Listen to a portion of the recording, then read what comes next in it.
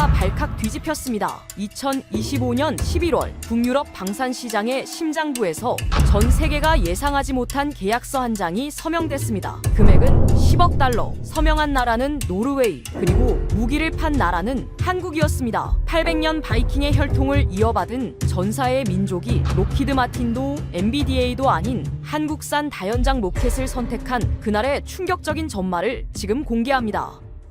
구독과 좋아요를 눌러주시면 한국의 위상이 널리 알려집니다. 한국 화이팅이라고 댓글을 남겨주세요.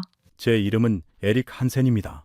노르웨이 국방부 산하 나토 북유럽 방산 조달국에서 27년을 일했습니다. 군 무기 도입, 동맹국 간 방산 협력, 유럽 방산 시장의 흐름을 현장에서 직접 다뤄온 사람입니다. 전투기 계약서에 서명하고 탱크 성능 평가서를 검토하고 때로는 동맹국 대사관 독도에서 밤을 새운 적도 있습니다.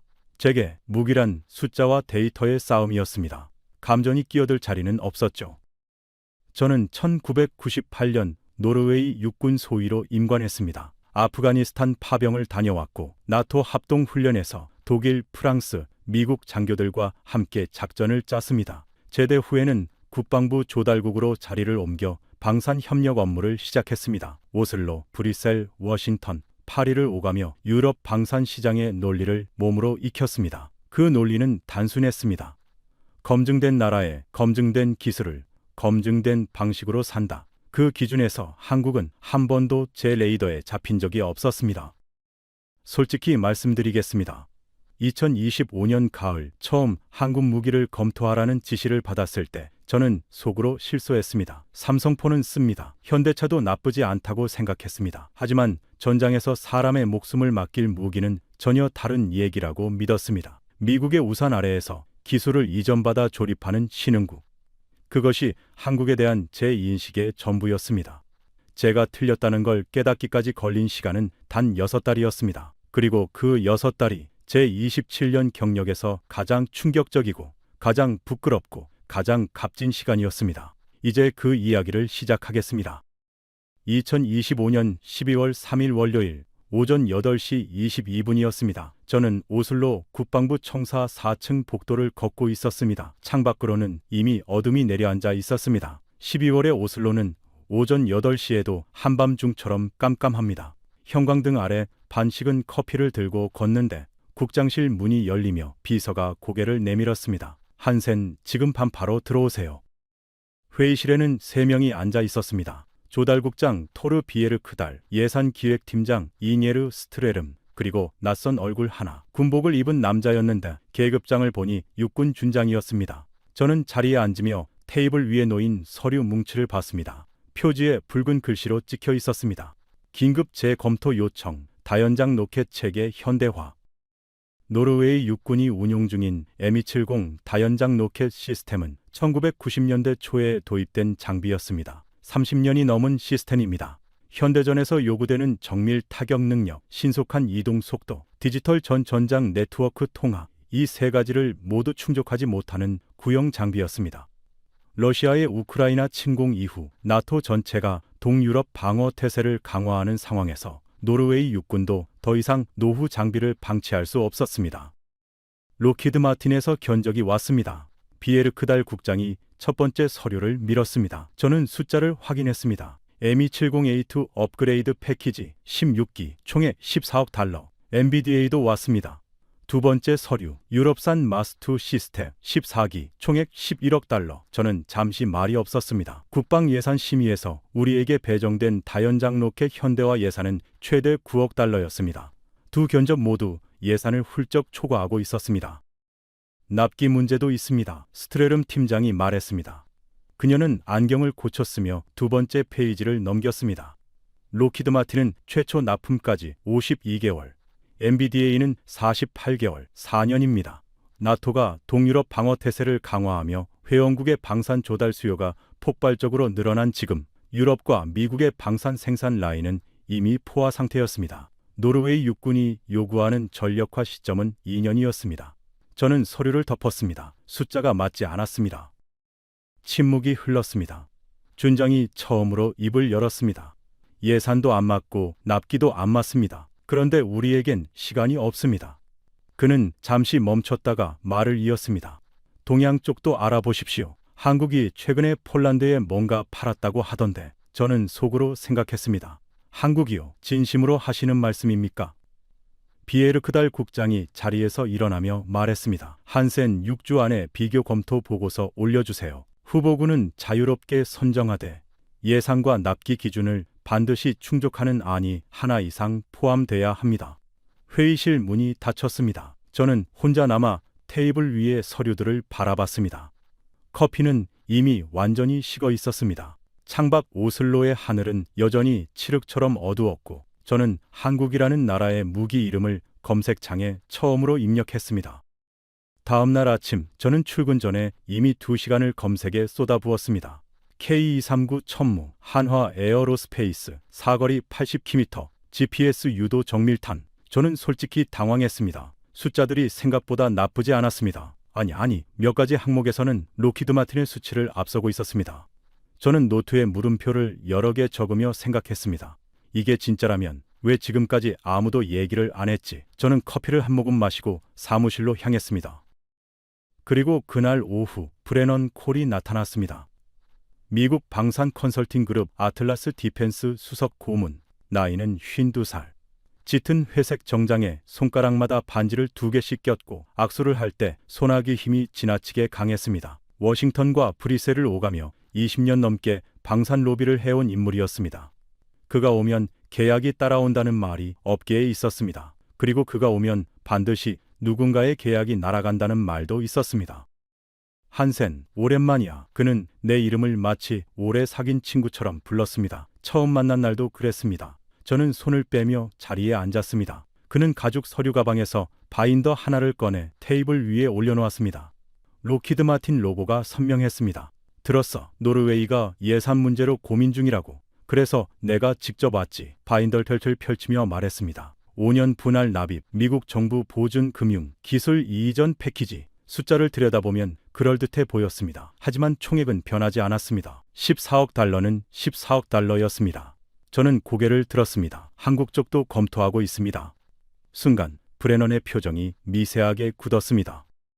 한국이요? 그는 피식 웃었습니다. 하지만 눈은 웃지 않았습니다. 한센 진담이야? 검증도 안 된 나라 무기를 노르웨이 군인들한테 쥐어줄 셈이야.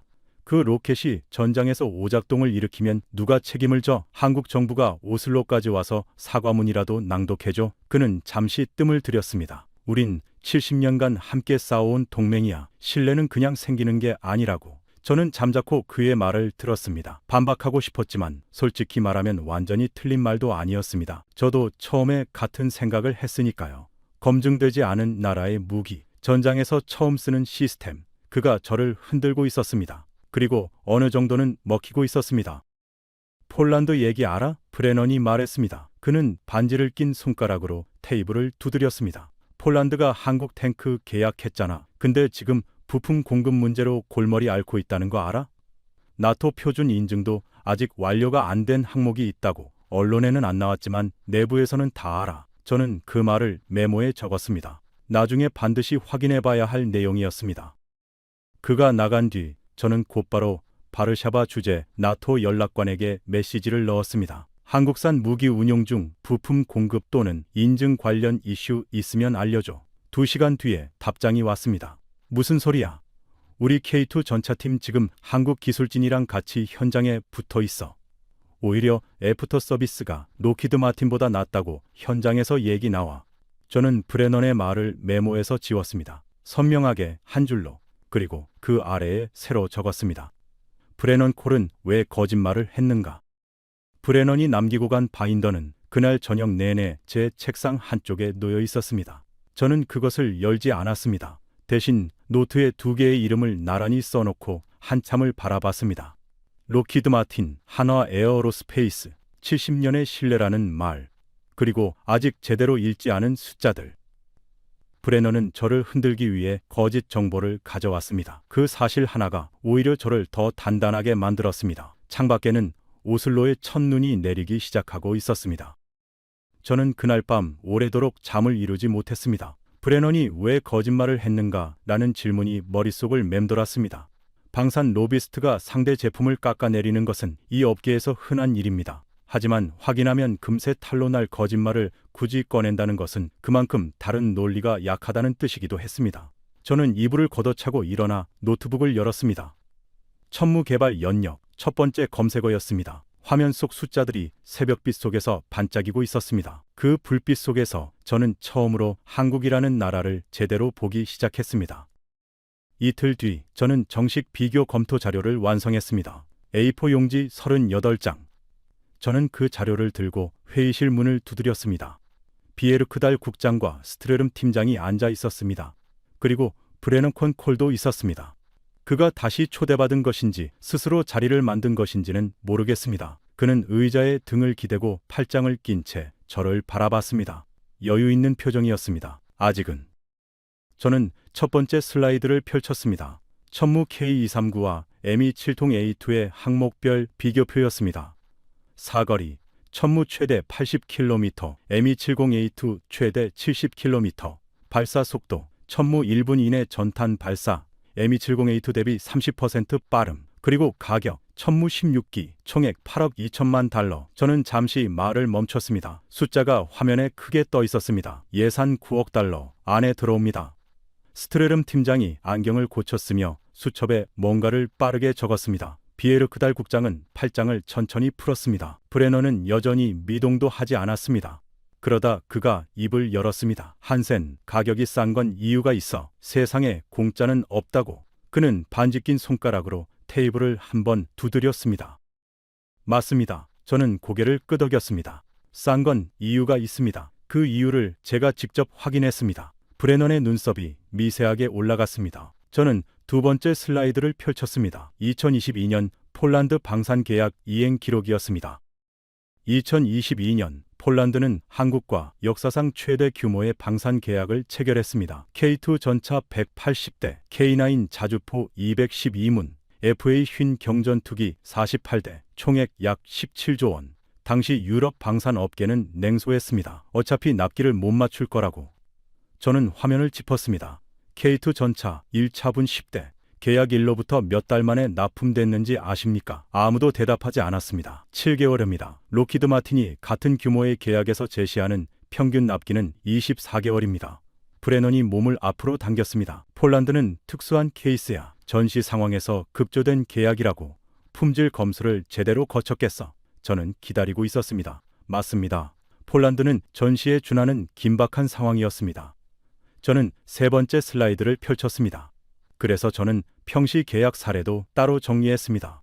2009년 터키, 2014년 UAE, 2017년 인도, 2022년 이집트, 하나 에어로스페이스의 K9 자주포는 지금까지 12개국에 수출됐습니다. 12개국 평균 납기 준수율 97.3%, 로키드 마틴의 같은 기간 평균은 80.4%였습니다. 97.3과 81.4, 두 숫자가 나란히 화면에 걸려 있었습니다. 브레너는 입을 다물었습니다. 처음이었습니다. 한센, 그 숫자 출처가 어디야? 그가 낮은 목소리로 물었습니다. 국제방산연구소 IDRW 2024년 연간 보고서입니다. 저는 자료 출처 페이지를 펼쳐 그 앞에 밀었습니다. 브레너는 한번 훑어보더니 다시 팔짱을 꼈습니다. 그 동작이 이번에는 달라 보였습니다. 자신감이 아니라 시간을 버는 동작처럼 보였습니다. 처음 들어섰을 때의 그 여유로운 표정이 어느새 사라지고 있었습니다. 비에르크달 국장이 처음으로 입을 열었습니다. 한센, 천무의 나토 상호 운용성 인증 현황은요? 좋은 질문이었습니다. 저는 솔직하게 답했습니다. 현재 완전 인증은 아닙니다. 다만 에스토니아가 올해 6월 천무 6기를 계약하면서 나토 통합 운용 프로토콜 적용을 병행하고 있습니다. 인증 절차가 현재 진행 중입니다. 브레넌이 빠르게 끼어들었습니다. 그것 봐. 인증도 안 된 장비야. 저는 고개를 들어 브레넌을 똑바로 바라봤습니다. 브레넌, ME70이 나토 완전 인증을 받은 게 몇 년도인지 아십니까? 그는 대답하지 않았습니다.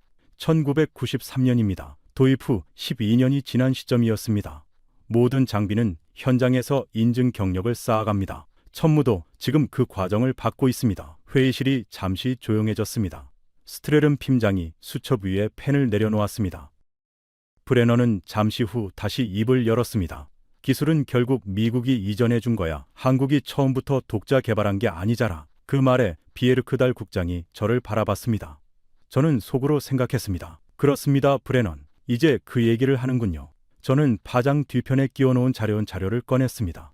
아직 꺼내지 않은 카드가 있었습니다. 하지만 그 카드는 오늘 쓸 것이 아니었습니다. 브레넌이 진짜 패를 다 꺼낸 뒤에 써야 했습니다. 저는 자료를 다시 페이편에 밀어넣고 회의실을 나섰습니다.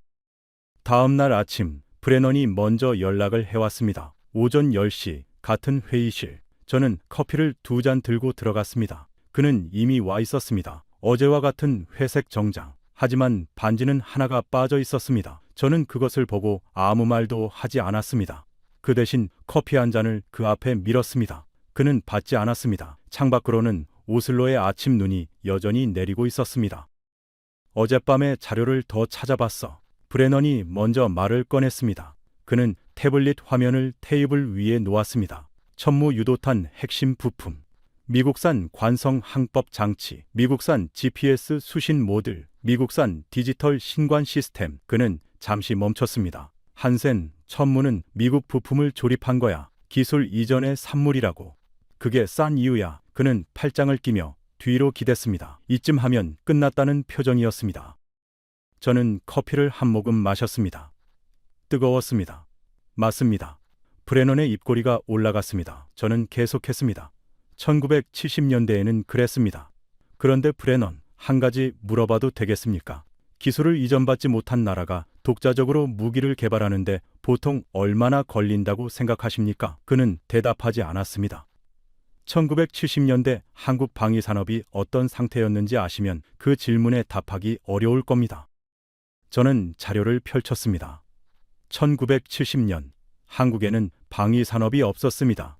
말 그대로 없었습니다. 소총 한 자루 제대로 만들 수 없는 나라였습니다. 전쟁이 끝난 지 17년이 지났지만 한국군은 여전히 미국이 공급하는 무기로만 전력을 유지하고 있었습니다. 당시 한국 정부가 자체 방위산업 육성을 선언했을 때 미국은 기술 이전을 거부했습니다. 이유는 간단했습니다. 한국이 독자적으로 무기를 만들 능력이 없다고 판단했기 때문이었습니다. 저는 잠시 말을 멈췄습니다. 미국이 기술을 안 준다면 우리가 만들겠다. 그것이 한국의 선택이었습니다. 그 나라가 50년 만에 어떻게 됐는지 보십시오. 저는 다음 페이지를 넘겼습니다. 천무 K239 체계의 핵심 부품 국산화율 2010년 초도 생산 당시 61%, 2017년 개량형 기준 72%, 2023년 최신 양산형 기준 79%, 유도탄 탐색기, 추진체, 발사관 구조물, 사격 통제 소프트웨어. 이 네 가지는 이미 100% 독자 개발입니다. 그리고 지금 이 순간에도 한국은 나머지 21%를 줄인 작은 작업을 하고 있습니다. 브레넌은 태블릿 화면을 바라보다 천천히 눈을 들었습니다. 아직 79%잖아. 그가 말했습니다. 21%는 여전히 외산이야. 저는 고개를 끄덕였습니다. 맞습니다. 21%가 남아 있습니다.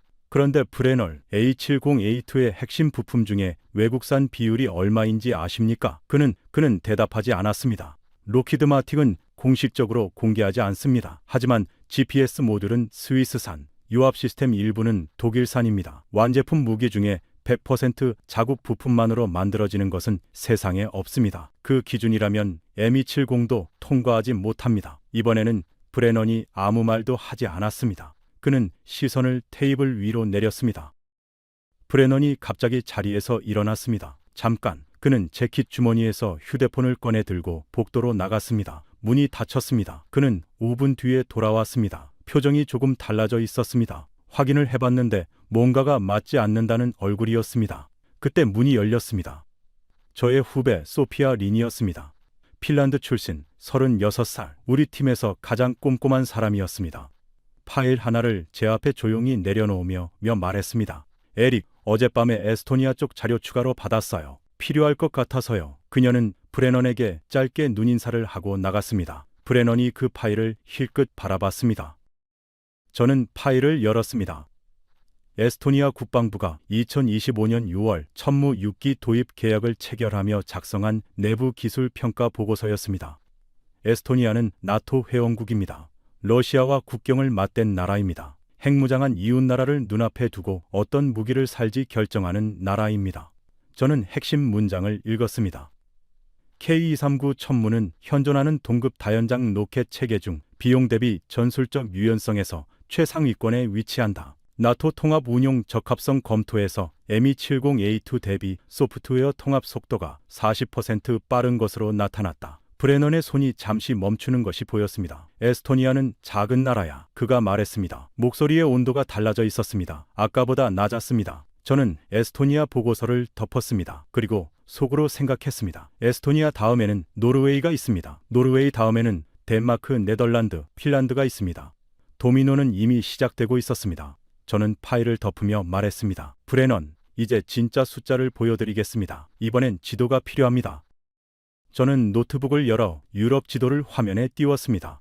러시아와 국경을 맞댄 나라들이 한눈에 보였습니다. 에스토니아, 라트비아, 리투아니아, 폴란드, 핀란드. 저는 천천히 각 나라 위에 점을 찍어 나갔습니다.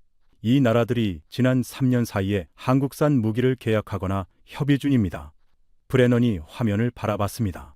점이 하나씩 찍힐 때마다 그의 표정이 미세하게 굳어갔습니다. 러시아와 가장 가까운 나라들이 가장 먼저 한국을 선택하고 있었습니다. 전쟁의 공포를 가장 가까이에서 느끼는 나라들이었습니다.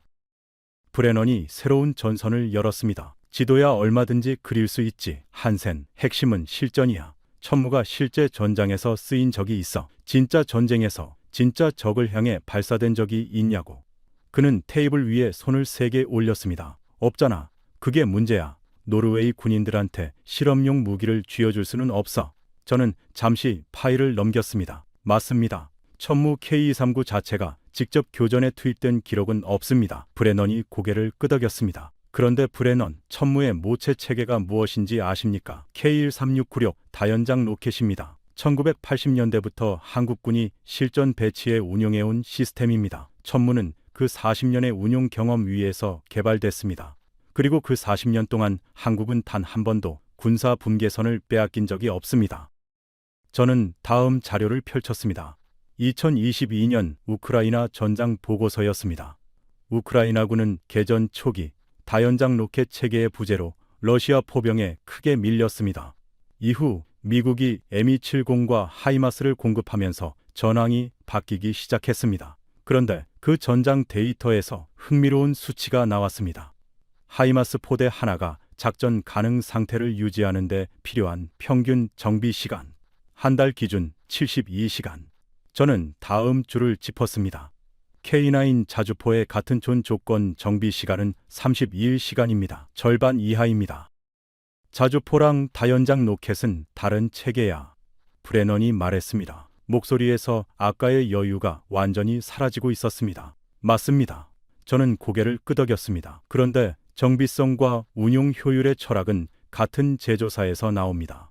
한화 에어로스페이스는 K9과 천무를 같은 플랫폼 설계 철학으로 만들었습니다.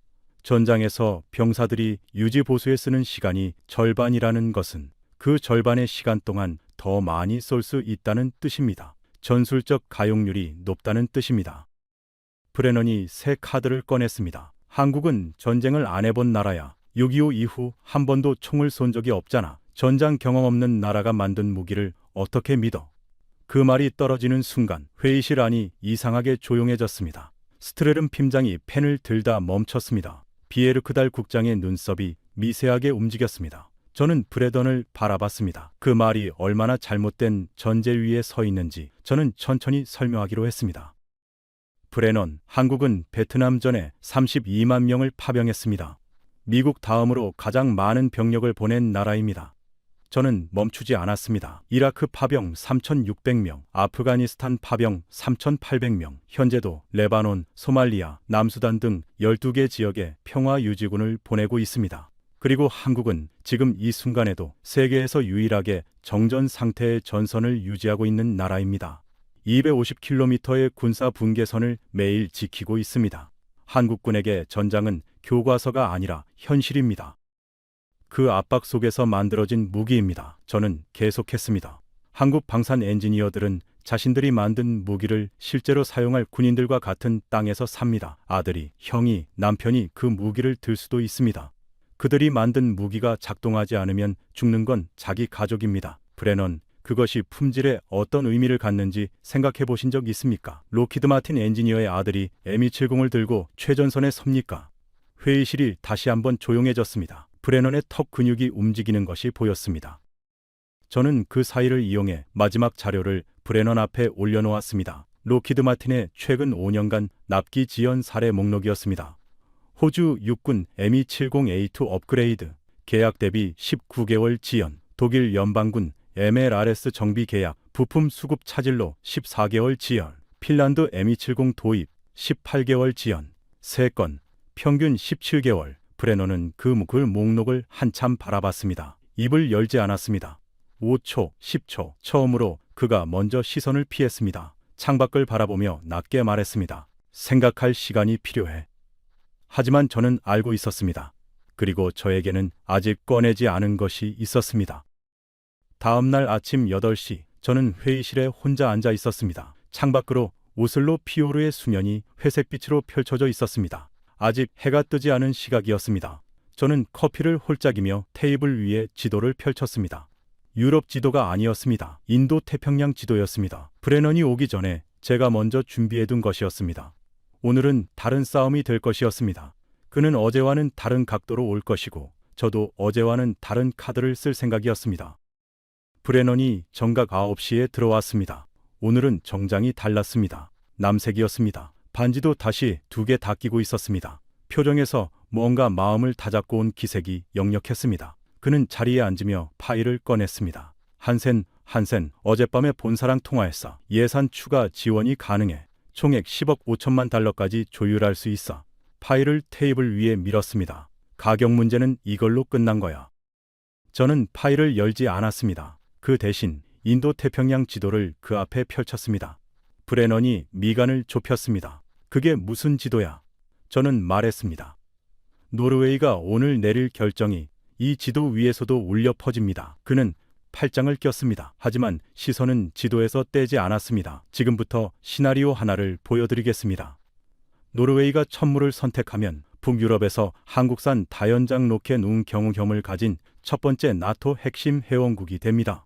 덴마크와 네덜란드는 이미 천무 도입을 협의 중입니다. 세 나라가 같은 체계를 쓰면 탄약 공동 비축과 정비 인프라 공유가 가능해집니다.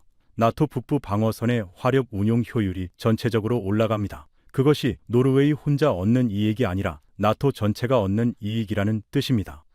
브레넌이 몸을 앞으로 당겼습니다. 반대로 저는 계속했습니다. 노르웨이가 로키드 마틴을 선택하면 덴마크와 네덜란드는 계속 망설입니다. 결정이 늦어질수록 나토 북부 화력 공백이 길어집니다. 러시아는 지금 이 순간에도 전선 너머에서 그 공백을 보고 있습니다. 우크라이나 전쟁 이후 러시아가 나토 북부 방어선의 허점을 얼마나 분석하고 있는지 브레넌은 아십니까? 저는 잠시 멈췄습니다. 노르웨이의 선택은 노르웨이만의 문제가 아닙니다. 브레넌이 반격했습니다. 한국이 나토 북부 방어선의 안정성을 보장할 수 있어? 유사시에 한국은 자국 방어에 집중할 텐데 노르웨이에 부품을 보낼 여유가 있겠어? 저는 고개를 끄덕였습니다. 맞습니다. 그 우려는 타당합니다. 저는 자료를 꺼냈습니다. 그래서 하나 에어로스페이스는 폴란드에 현지 생산 공장을 설립했습니다. 유럽 내에 직접 생산 거점을 두는 겁니다. 유럽에서 만들고 유럽에서 수리하고 유럽에서 부품을 공급합니다. 한국 본국 상황과 무관하게 공급망이 돌아갑니다. 브레넌이 멈췄습니다. 그는 이 사실을 몰랐습니다. 표정에서 읽혔습니다. 폴란드 공장이 언제 설립됐습니까? 브레넌이 처음으로 정보를 확인하는 질문을 했습니다. 2024년 8월 착공, 2026년 상반기 가동 예정입니다. K9 자주포 생산 라인이 먼저 들어가고 천무 생산 라인은 노르웨이를 포함한 추가 계약 물량이 확정되면 즉시 확장됩니다. 저는 그의 눈을 바라봤습니다. 유럽 공장에서 만든 무기를 유럽 군인들이 쓰는 겁니다. 한국 본국 리스크는 구조적으로 차단됩니다. 브레넌은 고개를 한번 끄덕였습니다. 반박이 아니었습니다. 확인이었습니다. 그리고 현재 한화 에어로스페이스는 노르웨이 계약 시 오슬로 인근에 전담 기술 지원 거점 설치를 납품 후 10년간 무상 정비 프로그램을 조건으로 제안하고 있습니다. 로키드 마틴이 같은 조건을 제시한 적이 있습니까? 브레너는 대답하지 않았습니다. 처음으로 그의 어깨가 미세하게 내려앉는 것이 보였습니다.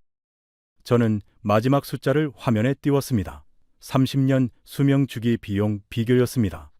천무 16기 기준 초기 도입가 8억 2천만 달러, 30년 정비 탄약 업그레이드 포함 총 비용 23억 달러. ME70A2 16기 기준 초기 도입가 10억 5천만 달러, 같은 기준 총 비용 41억 달, 23억과 41억, 차액 18억 달러. 저는 그 숫자를 다시 한번 천천히 읽었습니다. 18억 달러. 브레너넨이 화면에 고정됐습니다.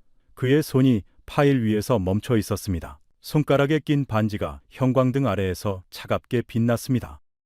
브레넌, 저는 천천히 말했습니다. 18억 달러면 노르웨이가 F-35 전투기 6대를 더 살 수 있는 돈입니다. 그것도 로키드 마틴 전투기로요. 저는 잠시 멈췄습니다. 그 돈을 로키드 마틴 다연장 로켓에 쓰는 게 맞습니까? 아니면 노르웨이 안보에 쓰는 게 맞습니까? 회의실이 완전히 고요해졌습니다. 5초, 10초, 15초. 브레넌은 테이블 위에 자신의 파일을 바라봤습니다. 그는 그것을 천천히 닫았습니다. 이틀 동안 단 한 번도 침묵한 적 없던 사람이 처음으로 완전히 그리고 조용히 침묵했습니다. 브레넌이 자리에서 일어났습니다. 오늘은 여기까지 하지. 그는 파일을 집어들었습니다. 그런데 문에 손을 얹는 순간 소피아가 복도에서 들어왔습니다. 그녀의 손에는 얇은 바인더 하나가 들려 있었습니다. 표지에 한국어가 적혀 있었습니다. 어젯밤 소피아가 한화 에어로스페이스 측에 직접 요청해서 받아낸 자료였습니다. 기술 스펙도 납기 일정도 아닌 다른 종류의 자료였습니다.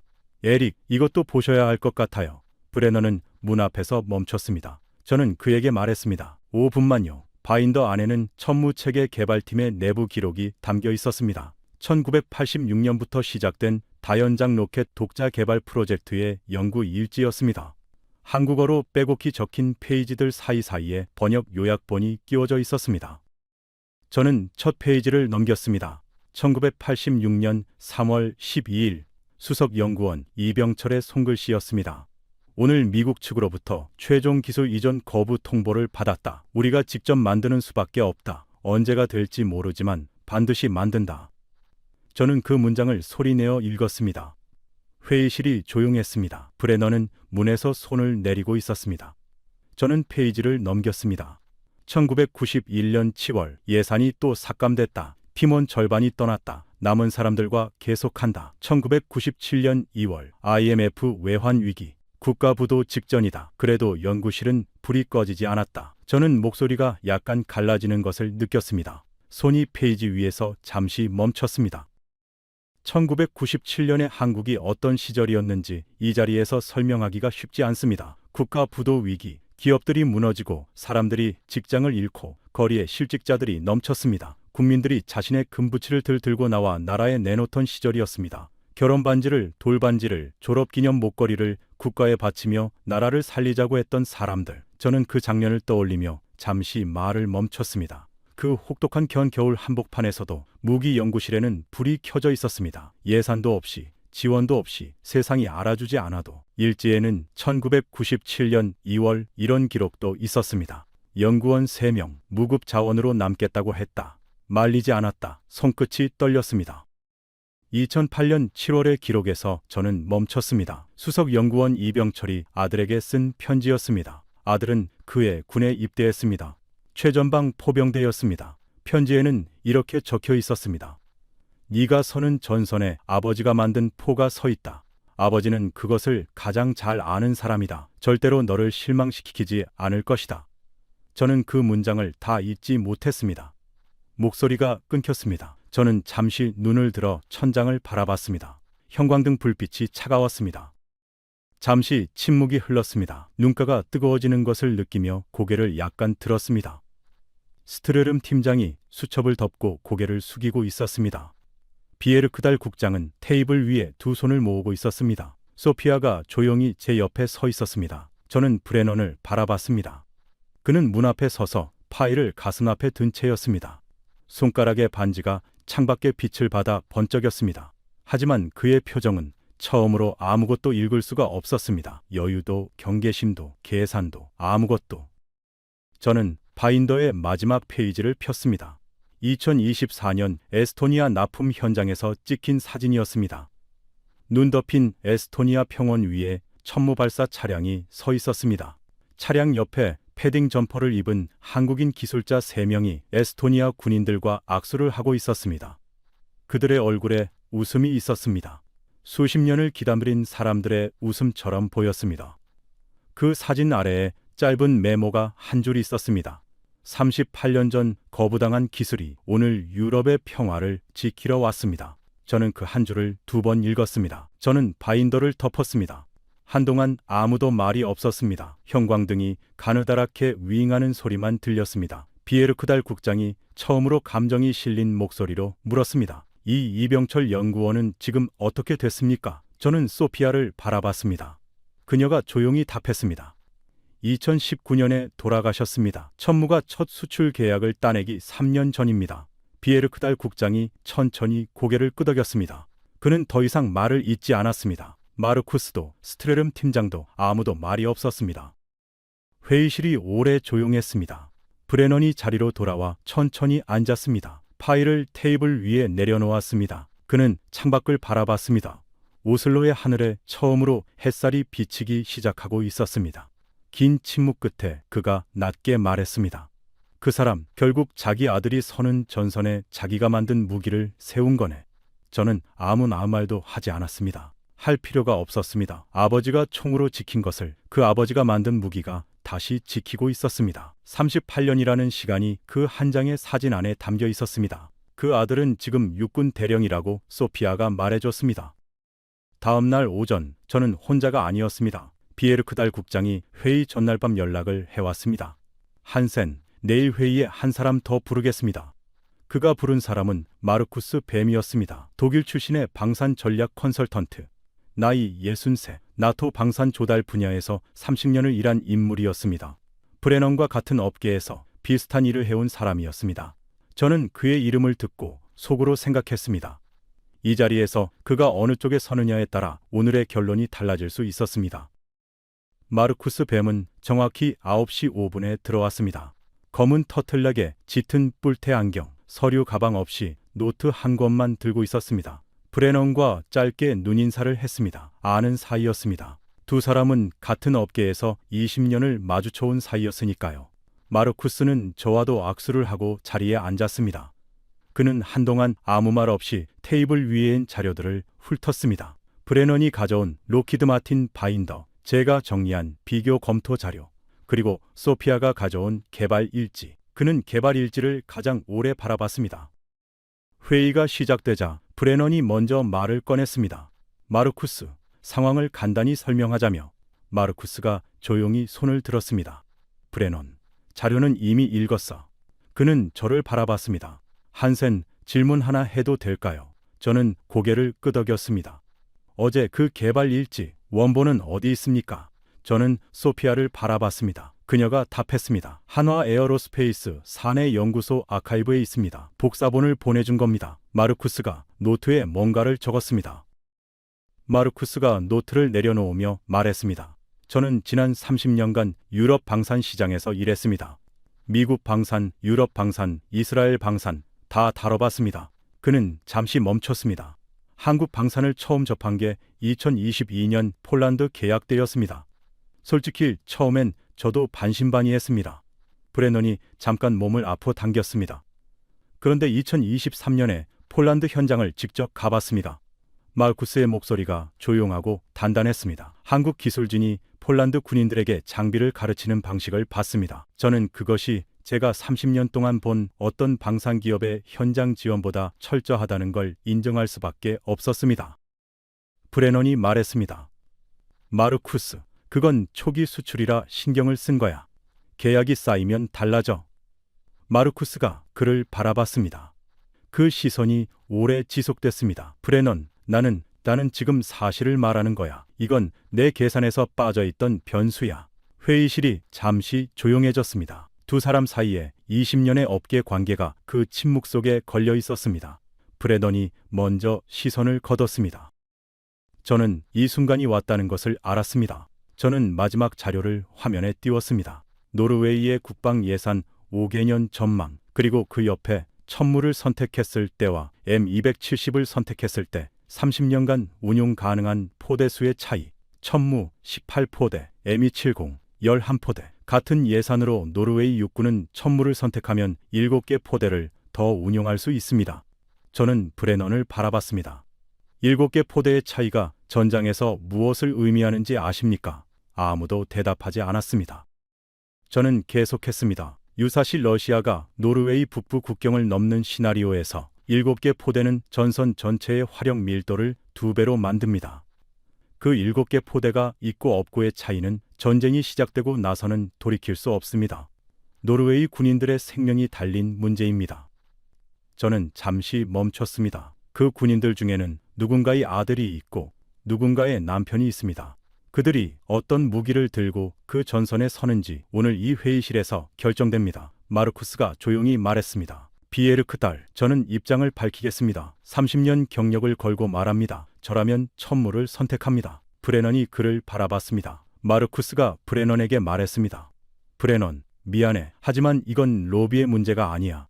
사실의 문제야. 브레넌은 아무 말도 하지 않았습니다. 회의실이 완전히 고요해졌습니다. 저는 조용히 물었습니다. 브레넌, 마지막으로 한 가지만 묻겠습니다. 지금 이 자리에서 로키드 마틴을 선택해야 한다는 논리적 근거가 단 하나라도 남아 있습니까? 5초가 지났습니다. 10초가 지났습니다. 15초가 지났습니다. 브레넌은 천천히 의자에 등을 기댔습니다. 그는 두 손을 테이블 위에 가지런히 올려놓았습니다. 손가락의 반지 2개가 조명 아래에서 빛났습니다. 그는 아무 말도 하지 않았습니다. 사흘 동안 단 한 번도 침묵한 적 없던 사람이 처음으로 완전히 그리고 조용히 침묵했습니다. 저는 그냥 그 자리에 앉아 그것이 끝날 때까지 기다렸습니다. 비에르크달 국장이 천천히 자리에서 일어났습니다. 한센, 오늘 오후까지 최종 권고안 올려주십시오. 그것이 전부였습니다. 비에르크달 국장이 자리에서 일어났습니다. 그는 저를 바라보며 말했습니다. 한센, 보고서 마무리해 주십시오. 최종 권고안으로 천무를 올리겠습니다. 브레넌이 파일을 집어들었습니다. 그는 아무 말 없이 회의실을 나갔습니다. 문이 닫혔습니다. 그가 떠난 자리에 그의 커피잔이 남아 있었습니다. 아직 따뜻했습니다. 2025년 12월 28일 오슬로 국방부 청사에서 계약서의 서명이 이루어졌습니다. 한국 K239 천무 다연장 로켓 16기 총액 9억 8천만 달러. 노르웨이 국방장관이 펜을 들었습니다. 한화 에어로스페이스 대표가 맞은편에 앉아 있었습니다. 카메라 플래시가 터졌습니다. 저는 그 장면을 방 한쪽에서 바라봤습니다. 27년 동안 이 방산 업무를 해오며 수없이 많은 계약 서명을 지켜봤지만 그날의 감각은 달랐습니다. 서명식이 끝난 뒤 저는 건물 밖으로 나왔습니다. 오슬로의 늦가을 공기가 차가웠습니다. 피오르 쪽으로 걸었습니다. 검은 수면 위로 가로등 불빛이 길게 늘어져 있었습니다. 저는 한동안 그 자리에 서 있었습니다. 사흘간의 일들이 머릿속을 지나갔습니다. 브레넌의 첫 번째 반지, 이병철의 손글씨, 1986년 3월 12일. 그리고 무급으로 남겠다고 손을 들었던 연구원 3명의 이름은 일지 어디에도 적혀 있지 않았습니다. 그들은 그냥 거기 있었습니다. 저는 그날 밤 오랫동안 생각했습니다. 한국이라는 나라에 대해. 제가 처음 그 나라를 어떻게 생각했는지. 미국이 지켜주는 나라, 기술을 이전받아 조립하는 나라, 삼성과 현대 정도면 충분하지 않냐는 나라. 그리고 사흘이 지난 지금 저는 답을 하나 찾았습니다. 한국은 거부당한 나라였습니다. 그리고 거부당할 때마다 스스로 만들었습니다. 기술 이전을 거부당하자 직접 개발했습니다. IMF로 나라가 무너질 뻔했을 때 금부치를 모아 일어섰습니다. 아무도 인정해주지 않을 때도 연구실 불을 끄지 않았습니다. 그렇게 38년이 지났습니다. 그리고 그 나라의 무기가 지금 바이킹의 후예들이 지키는 이 땅에 서게 됐습니다. 저는 그날 밤 소피아에게 짧은 메시지를 보냈습니다. 이병철 선생의 가족이 이 소식을 알고 있습니까? 다음 날 아침 답장이 왔습니다. 아들이 알고 있습니다. 그는 지금 한국 육군 대령으로 복무 중입니다. 저는 한동안 그 문장을 바라봤습니다. 아버지가 총으로 지킨 것을, 그 아버지가 만든 무기가 지키게 됐다는 것을. 그 아들은 어떤 마음으로 이 소식을 들었을까요? 저는 그것을 직접 물어보고 싶었습니다. 하지만 어떤 말도 그 침묵 앞에서는 필요 없을 것 같다는 생각도 들었습니다. 계약 서명 다음 날 마르쿠스에게서 짧은 이메일이 왔습니다. 한센, 이번 일 수고했어. 우리가 30년간 방산 시장에서 일하면서 이번처럼 무기 뒤에 이런 이야기가 있는 경우를 본 적이 없었어. 그 일지를 읽고 나서 브레너는 아무 말도 못했지. 나도 마찬가지였어. 저는 그 이메일을 3번 읽었습니다. 그리고 저장했습니다. 업계에서 30년을 일한 사람이 처음으로 무기 뒤의 사람 이야기를 했습니다. 저도 그랬습니다. 처음이었습니다. 진정한 동맹은 장부에 적히지 않습니다. 그것은 거부당했을 때도 포기하지 않은 사람들이 묵묵히 쌓아올린 신뢰로 만들어집니다. 한국은 그것을 38년 동안 해왔습니다. 그리고 앞으로도 할 것입니다. 저는 피오르를 바라보며 생각했습니다. 이 나라를 이해하지 못하면 21세기 방산 시장을 이해할 수 없습니다. 그리고 이 나라를 이해한 사람은 이 나라의 편이 될 수밖에 없습니다. 오늘 이 이야기를 끝까지 함께 해주셔서 감사합니다. 한국이 얼마나 대단한 나라인지 이 이야기가 조금이나마 느끼게 해드렸으면 합니다.